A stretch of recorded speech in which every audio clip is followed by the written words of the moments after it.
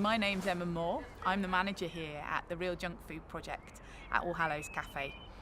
We have three main aims: to reduce waste, to feed hungry people, and to build community.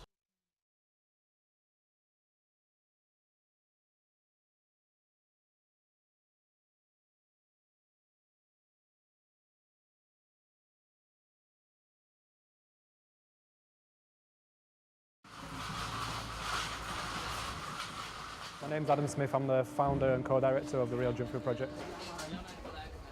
So I came up with the idea. I decided that I was going to do something about food waste, and then I was going to feed everybody basically with food waste.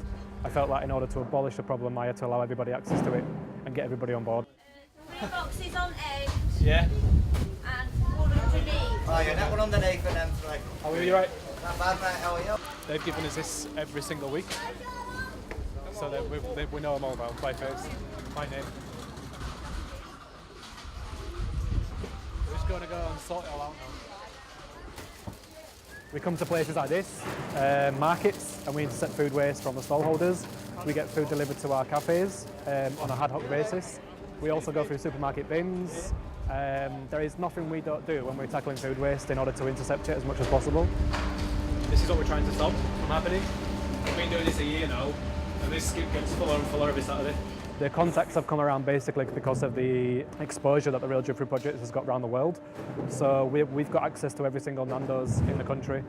We have access to a majority of the markets in Yorkshire. We have access to allotments.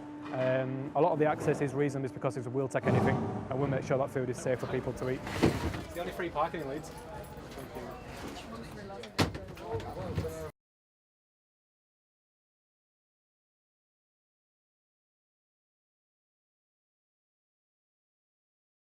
Expiration dates is a very, very confusing concept. There's actually 4 that are used in the UK.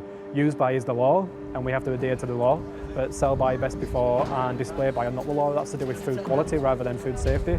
So there's a big confusion in the general public at the moment of when they have to throw things away, when they have to eat things by, when they have to purchase produce by.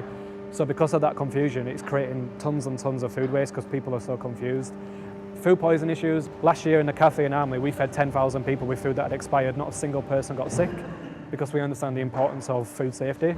And I could give you the best ingredients in the world, which are completely fresh, but if you didn't know what you were doing with them, you could make somebody sick. But just because the food is expired doesn't mean it's not fit for human consumption. So that's the stigma that we're trying to tackle.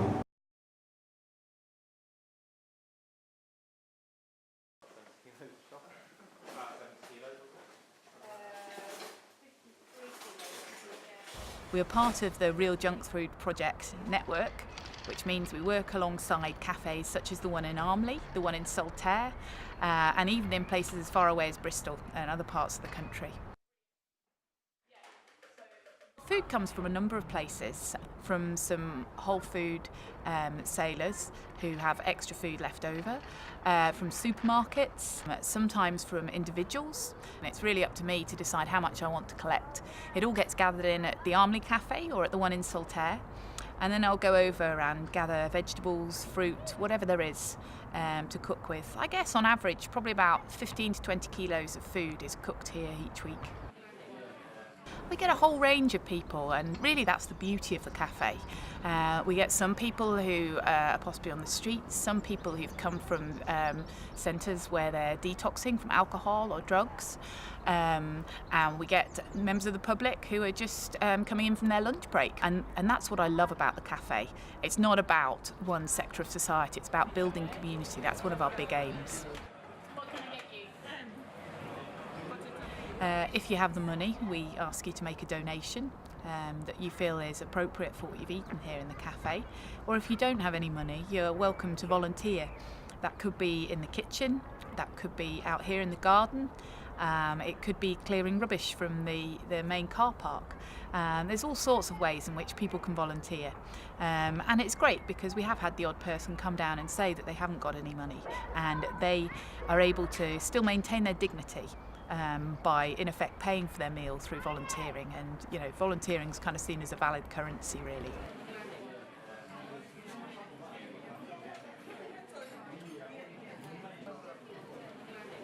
The idea behind the Real Junk Food Project is a brilliant concept. It's about empty plates and nothing in the waste and happy face. That's what the Junk Food Project is about. It's about bringing people together to think that we can throw away stuff or we can share it, we can reincorporate it, we can connect.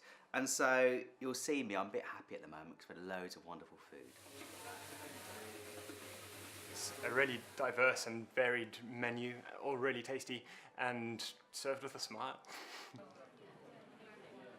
The food was dreadful. It was really bad. I'll tell you why it was bad. Because look, they stopped serving it. They haven't stopped serving it. If you ask me the questions a little bit faster, I can go back and replenish. The food was amazing. It was really well cooked. It was cooked with love.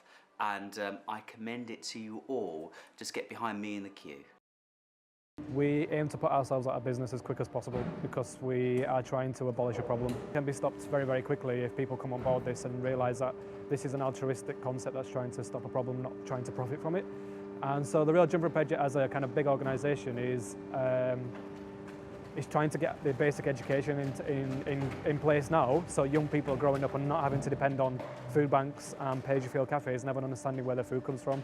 So, you know, we might just be the catalyst for change, I don't know, but I'm hoping that with the project we can hopefully feed the world.